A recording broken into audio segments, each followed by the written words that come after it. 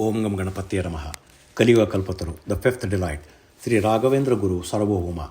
Chapter 45, the experience of poverty. With Alakshmi taking refuge in their home, poverty had now made its way into Acharya Venkatanatha's life. The time had come for him to truly understand the hardships of deprivation and the impact of Alakshmi's presence. One evening, as Venkatanatha was returning from Vidyapita, Srinivasa Acharya approached him and said, Swami. Venkatanatha asked, What is the matter? Srinivasa Acharya with distress explained, Since there was no grain supply from our fields, I personally visited the farmland. The farmers told me the crops have been infested with pests and everything has been destroyed. Please come and see for yourself. I went to inspect, and indeed the entire harvest had perished.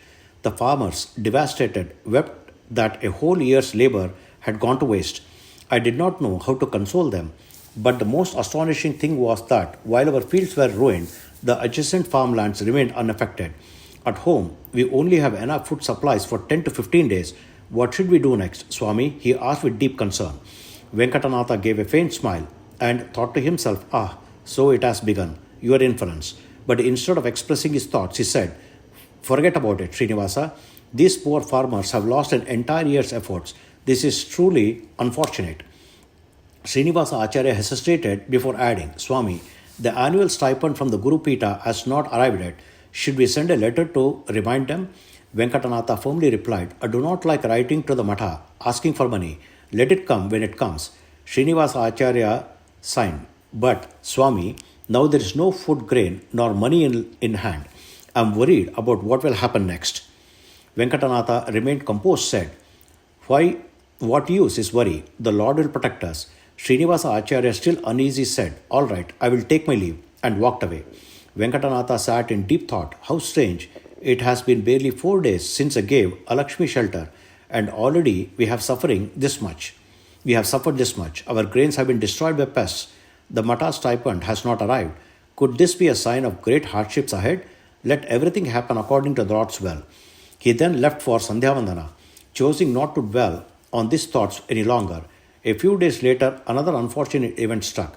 Srinivasa Acharya came in a hurry and said, Swami, 3 out of the 4 cows in our house have gone missing. The cowherd boys searched everywhere but could not find them. He finally brought Lakshmi, the only cow left, and informed me, Those cows were giving us plenty of milk, curd and butter. Now even that is gone. Venkatanatha was surprised. Never before have our cows gone missing like this. Search again and see if you can find them. Beyond that, it is up to the divine will. With that, he fell silent. For the first time, he was beginning to experience what true poverty means. Yet, he did not let himself be troubled by it. Instead, he walked towards his chamber, immersed himself in studying the scriptures, unwavering in his faith. On the Jyeshta Krishna Dwadashi, Venkatanatha Acharya sat on the swing in the Padasale, that is study hall, deeply engrossed in the scripture. At that moment, Srinivasa Acharya arrived. Seeing him, Venkatanatha asked, What is the matter? Srinivasa Acharya, with a concerned expression, replied, Swami, tomorrow is the Mahasamaradhana of Vijayendra Gurugulu. Padmavati mentioned to mother that special dishes should be prepared. However, we do not have enough provisions for tomorrow. What should we do? Venkatanatha fell into deep thought. It is true, tomorrow is our Guru's Mahasamaradhana. It has been a long time since our students had a satisfying meal. At least tomorrow they should eat happily. Wait a moment. Saying this, Venkatanatha walked into his chamber and opened his iron chest. Inside lay the jewels and ornaments given to him by Sri Sudhindra Tirtharu, the king of Madurai, and his father-in-law. His wife's jewelry was also there. Without hesitation, he picked up his own ornaments, handed them over to Srinivasa Acharya, and said, Sell or pawn this to get money. Let this sustain our household for a few months. Srinivasa Acharya was taken aback. Swami, these ornaments were given to you as a reward for your scholarship and achievements. Is it right to sell them? Venkatanatha smiled and replied, I have already received the honor. These ornaments serve no purpose for me. At least let them be used for feeding students and running our household. Still uneasy, Srinivasa Acharya asked, Swami, is it right to sell wealth for Annadhana, that is charity of food? Venkatanatha placed his hand on Srinivasa Acharya's shoulder and said, Srinivasa, I have never considered you an outsider. And I understand you are speaking from concern for me. But listen, Gurukulas were once revered institutions. where hundreds of students were provided with food and clothing, all while receiving education. This was the pride of Indian tradition. Today, only 10 students have left their homes to study under me, dedicating themselves to learning. If I cannot provide them even with basic food and clothing, what is the point of my existence? True wealth is knowledge. For that, I am ready to sacrifice this perishable gold with joy. Do as I have instructed. Ensure that the Guru Aradhana is conducted properly and arrange sufficient food for all. But make sure neither Saraswati nor anyone else finds out about it. Overwhelmed by the greatness and generosity of Venkatanatha, Srinivasa Acharya's eyes filled with tears of devotion. With a reverential bow, he said, As you command, Swami. He then went to a wealthy merchant, pawned the ornaments, and returned with money. With that, he procured all the necessary items for the Guru Mahasamaradhana and ensured a grand celebration. The next day, the Mahasamaradhana was conducted with the utmost devotion and grandeur in Venkatanatha's house. Saraswati, ensuring that all the students ate to their heart's content, stood beside them and forced extra servings of sweet and delicacies onto their plates. The students, overwhelmed with love, showered praises upon the Guru and Guru Patni, touched by their selflessness. This became a way of life for Venkatanatha. Whenever there was a shortage of money, he quietly sold or pawned his own and Saraswati's ornaments to ensure that the students were well fed and the household ran smoothly. Within 8 to 10 months, almost all the silver and gold ornaments, utensils, and valuables in the house had disappeared. Yet Venkatanatha never once worried. Instead, he remained immersed in the teachings and discourses, his mind unshaken by material losses. Thus, a whole year passed somehow, not with comfort, but with dignity and unwavering devotion. As the Siddharthi Samvatsara approached, Venkatanatha Acharya finished dinner with his students and retired to his chamber. That night, Saraswati, after putting her son to sleep, entered the room and asked, Swami, where is the key to the iron chest? Acharya replied, It should be in the drawer. Saraswati searched for the keys, opened the iron chest and was shocked. It was completely empty. Overcome with fear, surprise, and anxiety, she rushed to her husband and cried, Swami, the ornaments in the chest are missing. Venkatanatha remained silent. Saraswati shook her shoulders and asked, Why are you quiet? These ornaments are gone. Do you know about this? Venkatanatha replied calmly, So what? Saraswati gasped, Swami, our ornaments, all our jewelry is gone. Venkatanatha smiled faintly. Saraswati, they are safe. Saraswati, still confused, asked, Where are they, Swami? Venkatanatha replied, They are where they need to be, Saras. Saraswati, realizing something was amiss, questioned him, I don't understand what you mean, Swami.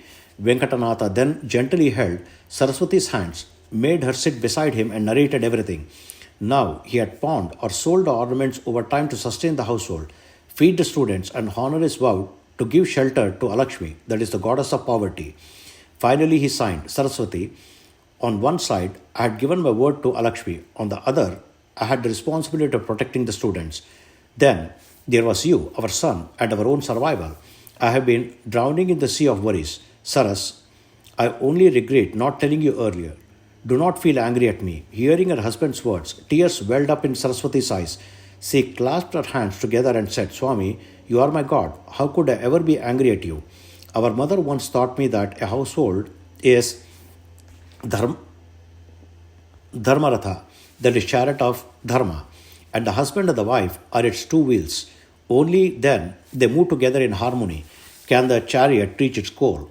You let me share in your joy, but you did not let me share in your sorrow. That is the only thing that pains me. Swami, why did you hide this from me? Venkatanatha, deeply moved, responded, Saraswati, you have spoken like a true Arya woman. No loving husband wishes to see his wife endure pain. You have grown up in a life of comfort, a delicate flower nurtured in prosperity. I fear that you might not be able to bear the hardships of this poverty, which is why I kept it from you. Saraswati, overwhelmed by her husband's immeasurable love, was filled with devotion.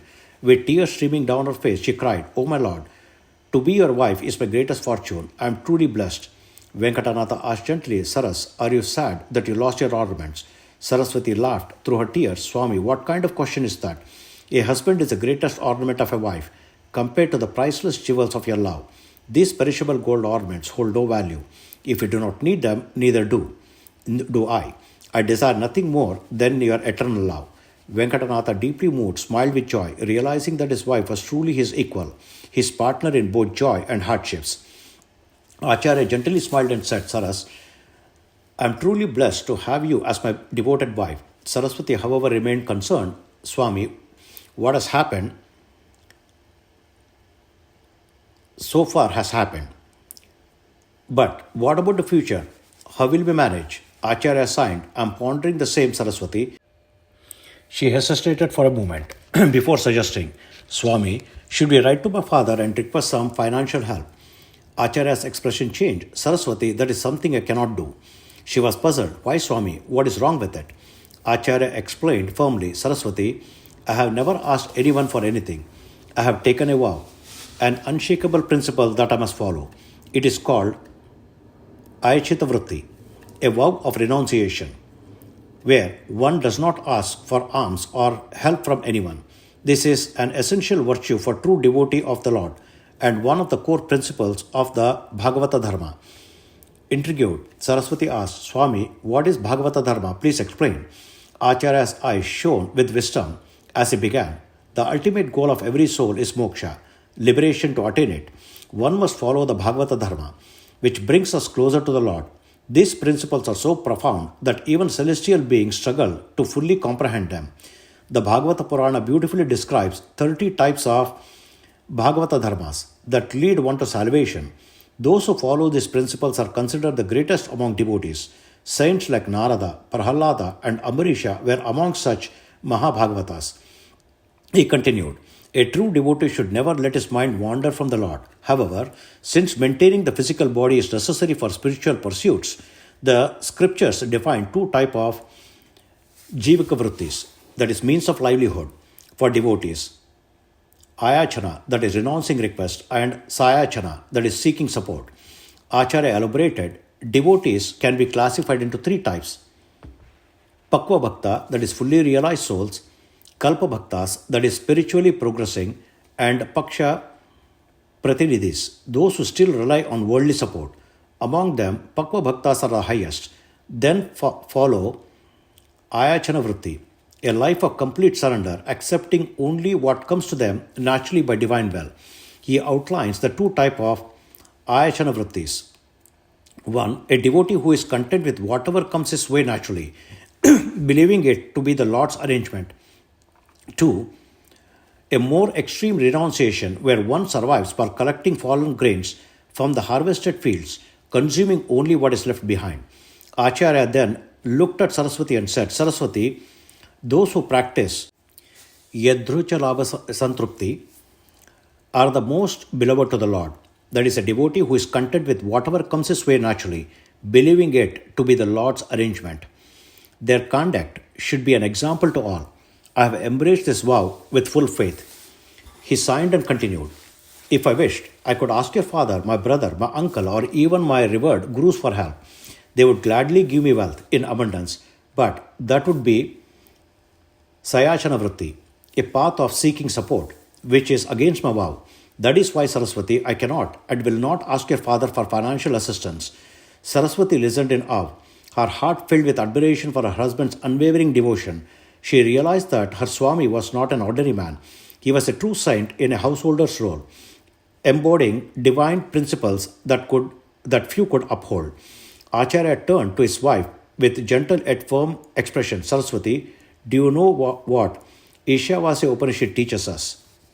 He recites a sloka, then he explains, this entire universe, composed of moving and non-moving beings, is pervaded by the Supreme Lord.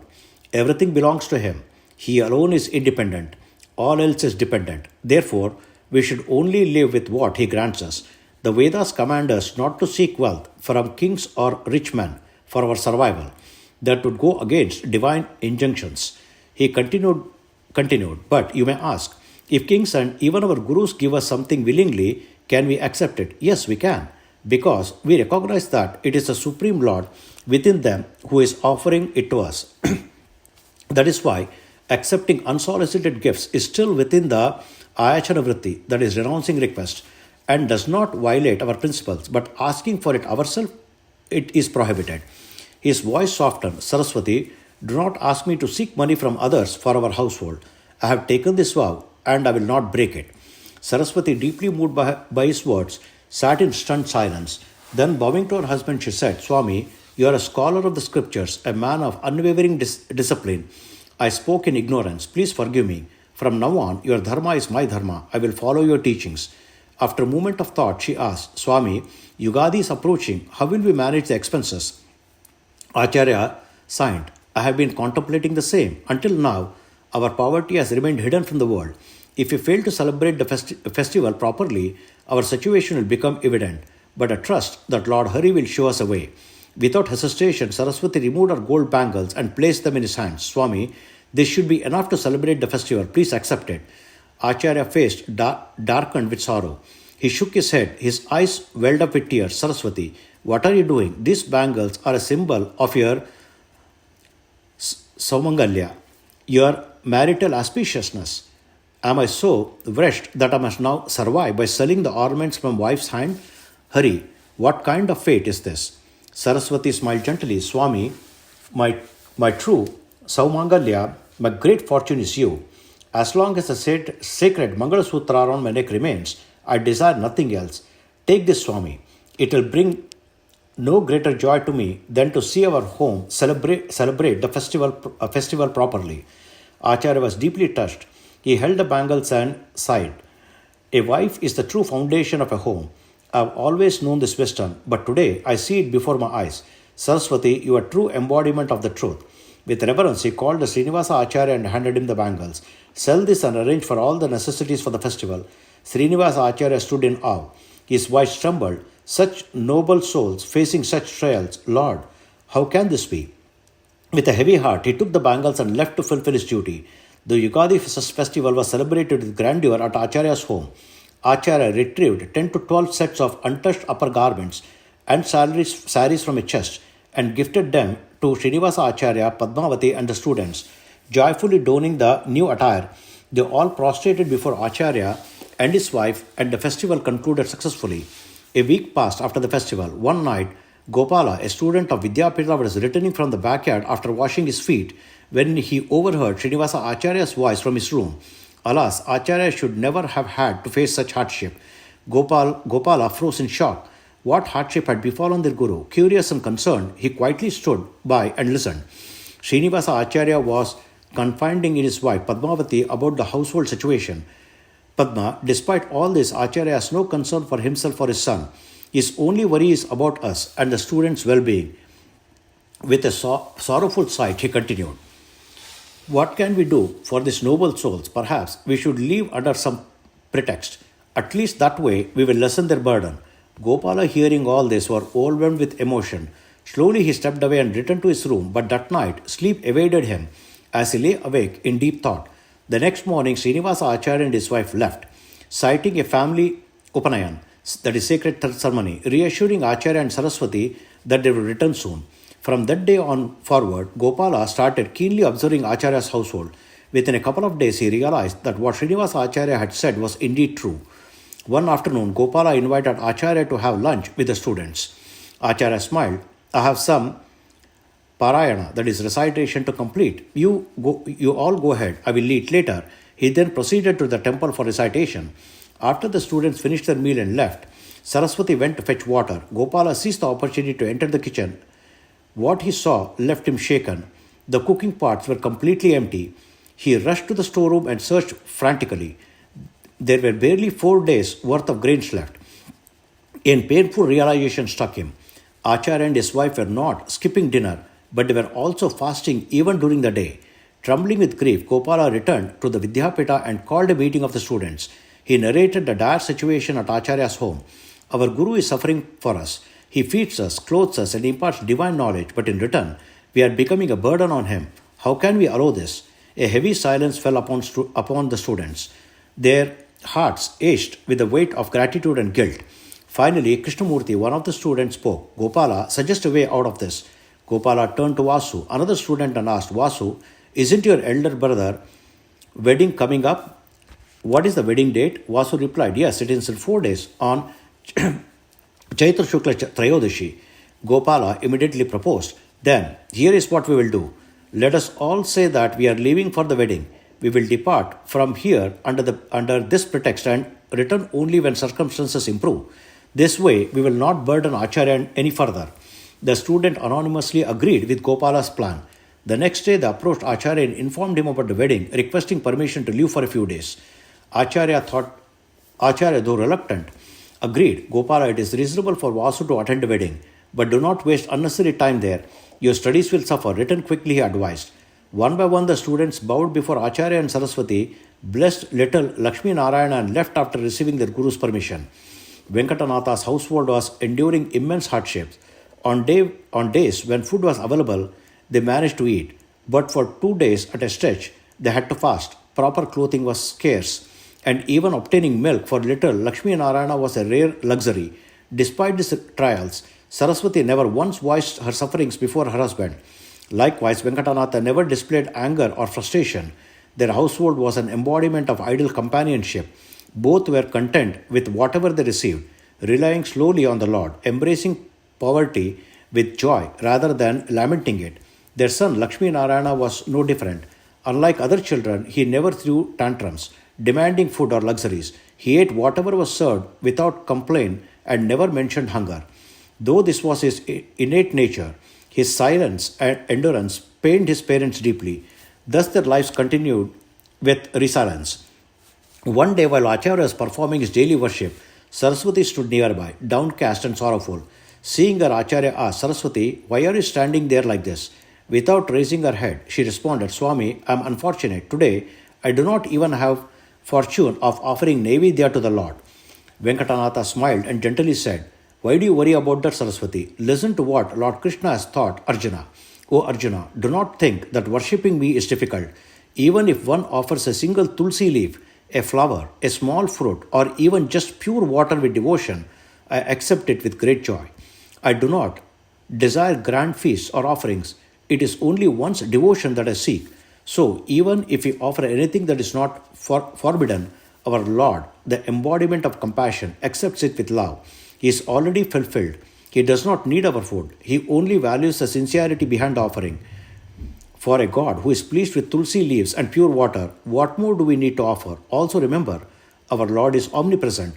Even in a tiny blade of grass, a grain of sand, or a drop of water, He exists in all food and offerings in various forms. Thus, if we contemplate the Lord as present with everything and sincerely dedicate our worship to Him, in this manner He is pleased. As Saraswati listened to her husband's words, her heart swelled with devotion and admiration. How profound is my husband's wisdom, she thought. Tears welled up in her eyes. She hesitated for a moment, then, in a natural feminine humility, asked softly, Swami, what about Vaishvadeva and Baliharana offerings? Acharya laughed gently. Once we mentally dedicated everything to the Supreme Lord, what is left to question? Even those rituals can be performed mentally. Unable to hold back her emotion any longer, Saraswati burst into tears. Swami, but isn't the body is the foremost instrument for practicing dharma, a fundamental truth? How can one engage in deep contemplation of scriptures, deliver discourses, or uphold dharma if the body lacks even the basic nourishment for sustenance? Tears flowed down her cheek as she spoke, overwhelmed by the struggle of their situation. Venkatanatha realized his wife's sorrow. Smiling gently, he reassured her, Saraswati, it is not right to worry about the impermanence of the body. Our mind and ultimate goal should be fixed on eternal bliss. The same Lord who protected us in the womb, saying, Sarakshita Rakshito hi Garbhaha, will He not continue to protect us now? Saras, do you remember the words of our great saint Kanakadasa, who has beautifully conveyed this truth? Sing that song for me. Saraswati, with tears streaming down her face, sang the verse. Do not waver, O mind. Be patient. He protects everyone, have no doubt. For a tree growing atop a hill, can a fence and watering sustain it? The Lord, who has created it, takes full responsibility for its care. So do not doubt His grace. Venkatanatha gently consoled her. Saraswati, do not be anxious. The Lord who protects the entire universe will never abandon us. Yet, we as humans become so entangled in worldly attachments that we fail to place unwavering faith in Him. How unfortunate. Instead of surrendering completely, we worry about transient things. Are we not the true sinners then? Not a day passed when we wholeheartedly worship Him without distraction. Our senses wander. Our minds are preoccupied with material concern and we fail to focus on our true purpose. This forgetfulness of God, this is our greatest sin. We must accept the consequences of our past action, endure them, and never blame God. Our revered Adiguru Srimad Acharya has instructed mankind, O man, with humility surrounded at the feet of Sri Hari, perform the duties prescribed for you, accept the results according to your karma, and recognize Sri Hari as the supreme, your father, your mother, and ultimate refuge. There is nothing more worthy of worship than him. Therefore, abandon these trivial worldly concerns and fix your mind upon his lotus feet. Even great saints like our venerable Vijayendra Tirtharu have humbly prayed to the Lord. Do you know what they said? O Mukunda, in an entire year, I have not performed even a mustard seed sized virtuous act, but every moment, with all my senses, I have indulged in sinful actions. These great saints, despite their purity, lamented their own unworthiness and sought the Lord's mercy. O Lord, in all the three worlds, many sinners exist, but the sum of all the sins combined is not as great as mine. I am the worst among all sinners. Finally, they pleaded, O compassionate one, without your boundless mercy, how can the sinner be liberated from his sins? Show me your grace, O Kamalapati. From those who bow at your feet have no other refuge. Venkatanatha concluded, Saraswati, understand that every being must endure their prarabdha karma, that is, past actions' consequences. Only by undergoing its experience does it get exhausted. Thus, let us accept our fate with complaint, without complaint at the lotus feet of the Lord, and place our complete trust in Him. Perform your duty and accept its fruits. With humility, bow to Sri Hari always. He alone is the supreme refuge, the ultimate Guru, and the Lord of all the three worlds. So, my dear Saraswati, let us discard all unnecessary concerns and immerse ourselves in the Lord's devotion. That alone will lead us beyond suffering. Saraswati, overwhelmed by her husband's wisdom and unwavering faith, felt peace wash over her. O compassionate Lord, who else but you can rid of my sins? O Kamalesha, show your mercy upon me and uplift me. My infinite salutations to you, O Lord. Venkatanatha, deeply immersed in devotion, continued, If even great saints have sought the Lord's mercy for redemption, should we not strive to fix our minds upon Him at all times? Instead, we parade in false pride, forgetting the Supreme Lord. Are there any sinners worse than us? Lost in divine longings, he recited, Among the fallen souls, is there one more fallen than me? There is no other refuge for me except you, my Lord. You bear the title Savior of the Fallen, O Supreme Lord Sri Krishna. Are you truly the one who upholds this title? With heartfelt devotion, he continued, The demon of poverty clings to me, tearing me apart. I can bear it no more. The affliction of this worldly existence exhausts me. The six enemies surround me on all sides, dragging me towards worldly desires. O Sri Krishna, who else but you can rescue me? He further pleaded, just as Lord Vamana entered Bali's palace, as the sacred Ganga descended to Bhagiratha, as Sri Mukunda graced Muchukunda, and as Sri Krishna entered Vidura's home, just as Sri Rama entered Vibhishana's home, O Lord, let your holy name reside on my tongue. O Purandara Vithala, come to my rescue. Venkatanatha, immersed in devotion, fell into deep meditation. Witnessing her husband's unwavering surrender, Saraswati was overwhelmed with emotion. Her body shivered in reverence. What have I done? She thought. I spoke of worldly troubles before such a great soul, burdening his heart with my concerns. How foolish of me.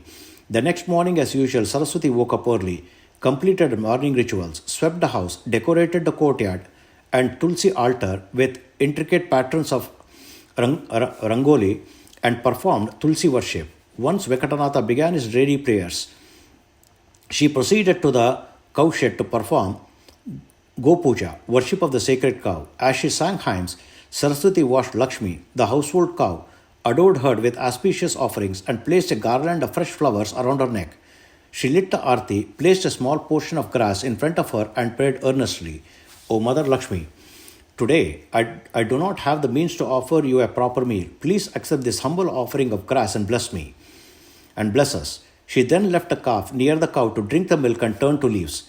But as she took a few steps forward, she suddenly felt a strong pull. Turning back, she was astonished. The cow had caught the edge of her sari in its mouth and was gently pulling her back. Even more astonished, it was not allowing the calf to drink its milk. This was no ordinary occurrence. It was a divine sign. Saraswati was deeply moved by the sight of Lakshmi, their household cow, and her calf, growing weaker due to the lack of proper nourishment. She had refrained from taking milk for their son, Lakshmi Narayana, fearing it would deprive the calf of its share. For days, she had suppressed her motherly instincts, placing the calf's needs above her own child's. Yet on this day, something astonishing occurred. Lakshmi, the cow, refused to let her calf drink. Instead, she clutched the edge of Saraswati's sari with her mouth, pulling her back, while her eyes welled with tears. Saraswati trembled in disbelief. "Oh, my dear Lakshmi, what a compassionate soul you are. Are you holding back milk for your own calf because my child has none? Are you weeping for our suffering?" Her heart swelled with emotion. "Blessed is your kindness, O mother. Let go of my sari. I will take the milk as you wish." She brought a brass vessel and began milking Lakshmi. The cow, which usually gives only half a measure of milk, filled the entire vessel until it overflowed. Saraswati was astounded. Overwhelmed, she lovingly fed half the milk to the calf and took the rest to her husband Venkatanatha. Seeing the milk-filled vessel, Venkatanatha was amazed. "Saraswati, did you see this? We as humans boast of our intelligence, yet we forget the depth of love and sacrifice in mute beings. Even without words, these animals understand our struggles, express their affection, and share in our burdens. Today's incident is a proof of that. If only humans could display a fraction of this compassion, the world would be free from hatred, jealousy, and selfishness." Saraswati nodded in reverence. "Indeed, my lord, our Lakshmi is a divine being." Venkatanatha smiled. "Not only did she give us milk, but also relieved you of your worry about today's offering for the Lord. Boil the milk and let us dedicate it to Srihari." With joy, Saraswati prepared the milk, and Venkatanatha offered it in worship. Taking a small portion himself, he gave the rest to Saraswati. "Now feed our son this blessed milk. Today, through Lakshmi's grace, we all have a meal." The next morning was Ekadashi. After completing his morning prayers, Venkatanatha noticed Saraswati standing with a troubled expression. "What is this, Saraswati?" he asked. She hesitated but then spoke. "Swami, last night I forgot to secure the back door. This morning I noticed signs of intrusion. Some of our utensils, clothes, and household items are missing." Venkatanatha remained silent for a moment before responding calmly. "The will of the Lord. Let it be. Everything happens for the best." Saraswati felt pain in her heart seeing her husband's unshaken faith despite their hardship. But what he said next caught her off guard. "Saraswati, what kind of husband have you chosen? I have failed to provide you or our child with even the simplest comforts." His voice carried a rare sorrow. Saraswati rushed forward, placing her hands on his. "Please do not speak this way, Swami. You are my everything, my fortune, my wealth. My very existence revolves around you. Do not think that this poverty pains me. It has in fact become my greatest blessings. I am submerged in the ocean of bliss that is your love and grace." A gentle smile formed on Venkatanatha's lips. "All right then, bring the veena. Let us find solace in praising the Lord." With devotion, Saraswati sat beside him, placing the veena before him. As the son, Lakshmi Narayana listened with wide-eyed wonder. The house, though bare of material wealth, was filled with divine music, faith, and the eternal grace of Srihari. Venkatanatha, immersed in his devotion, began to sing the Kirtana of Sripadarajaru. "O Krishna, I ask nothing from you. You reside in the temple of my heart." Gestured to his wife to join, both Venkatanatha and Saraswati lost themselves in the divine melody. As the song concluded, their young son Lakshmi Narayana eagerly said, "Father, I too want to sing." With innocence and devotion, he began to sing a composition of Sri Vyasaraja Tirtharu. "O Krishna, who else can we call our mother but you, who protected Dhruva? Who else is our father but you, who saved Prahalada? Are you not only our true bond, our ocean of mercy? O Lord Krishna, accept my humble servitude." Hearing his sons sing such a profound words, Venkatanatha's heart swelled with joy.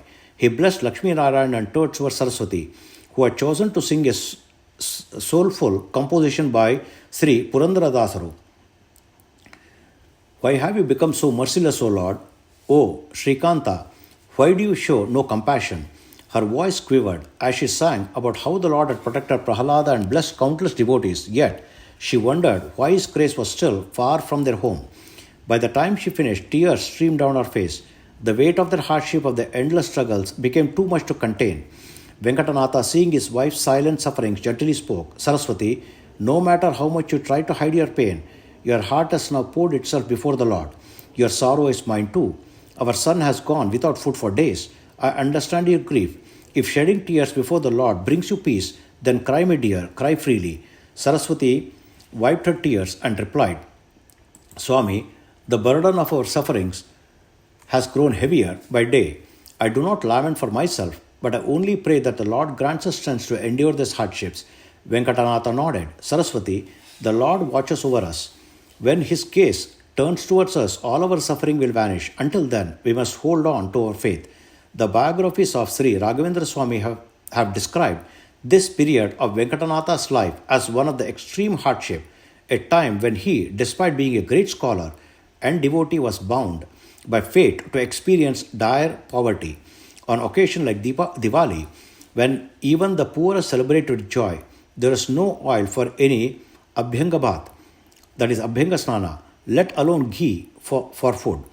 How could one who had not performed even a Agnoshtama Yagna hope to celebrate a grand Jyotishtoma Yagna? Even for the Yugadi, that is New Year festival, Venkatanatha could not afford a simple cloth, let alone the fine silk garments traditionally worn on such an occasion. The contrast was heart-wrenching.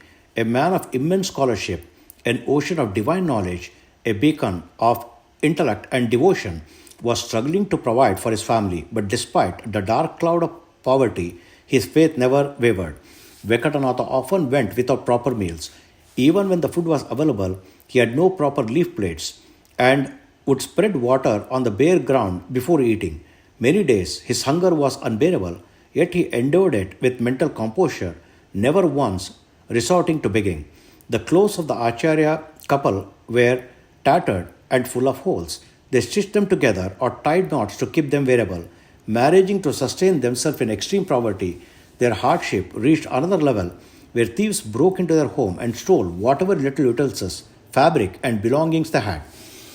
At that time, Venkatanatha adopted only a single loin cloth, that is kaupina, the same attire he would later wear after taking sannyasa, that is renunciation, just as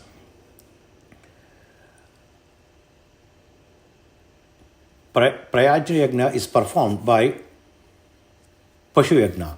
His struggles seemed like a preparatory phase for his ascetic life.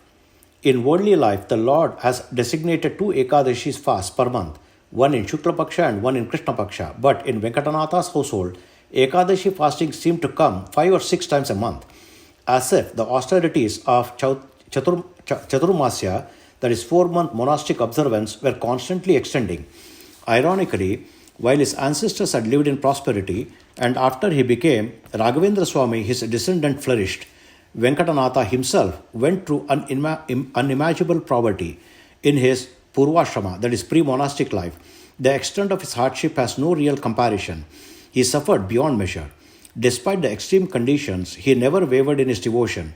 He dressed with the same honor as if adored with the sandalwood paste and sacred flowers, and his mind remained joyful, as if he had feasted sumptuously.